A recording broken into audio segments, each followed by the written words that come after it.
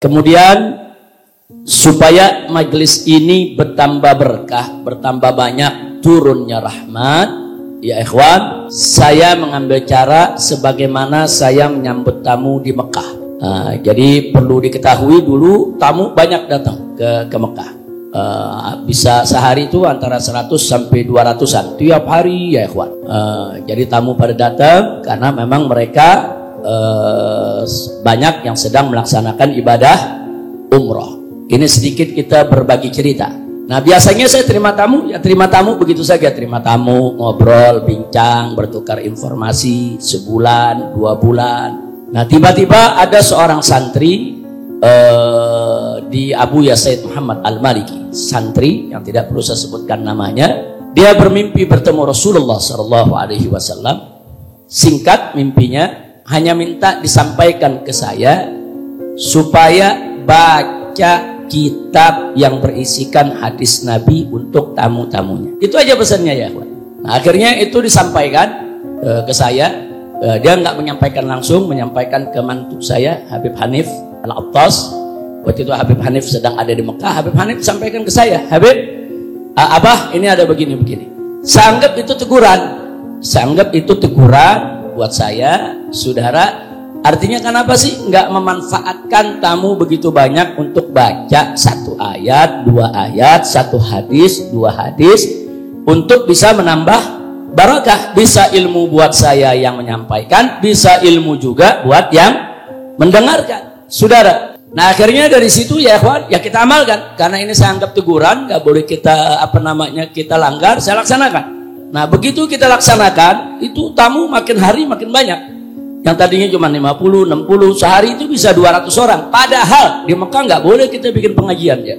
Jangankan saya, orang asing, orang Indonesia, maaf, ulama Mekahnya sendiri, sebagaimana kita ketahui, banyak yang majlis-majlisnya ditutup.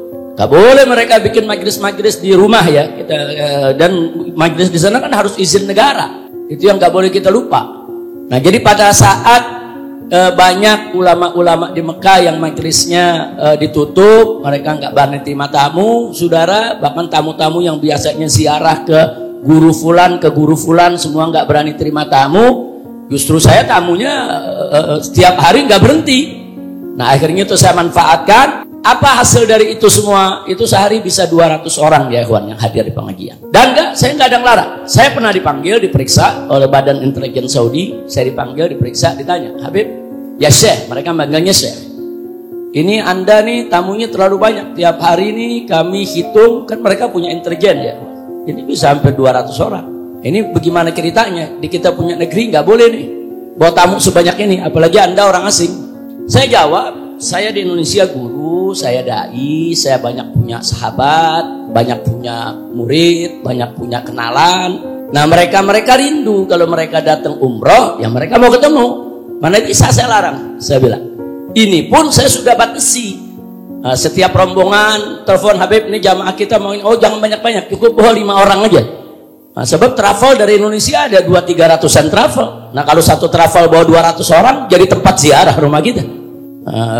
Bisa berabe urusannya ya kawan. Kita minta satu travel cukup 5 orang aja. Nah satu travel bawa 5 orang, satu travel bawa 5 orang. Itu setiap hari bisa 200 orang ya kawan. Akhirnya begitu saya ditanya, saya bilang ini semua tamu, saya nggak bisa tolak.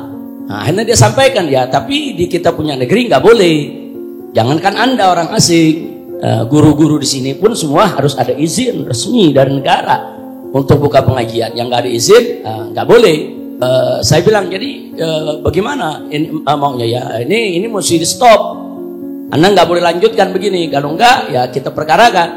Saya bilang saya nggak bisa larang tamu. Nah jadi kalau Anda nggak melarang saya untuk terima tamu seperti itu, caranya gampang. Bagaimana ya saya pulangkan saya ke Indonesia, kan simpel. Saya bilang bukan saya kan yang nggak mau pulang, kan Anda yang tahan saya nggak boleh pulang. Nah selama Anda tahan saya nggak boleh pulang, saya bikin pengajian terus. Nah akhirnya nggak dilarang, dia bilang ya sudahlah, tapi jangan ganggu tetangga, jangan ganggu ketertiban, jangan sampai ada tetangga nanti yang lapor nih, diganggu oleh Anda. Ya alhamdulillah tetangga-tetangga saya di sekitar saya punya rumah itu hampir semua baik-baik ya kawan, dan mereka suka sama pengajian, bahkan 1-2 ada yang ikut hadir juga.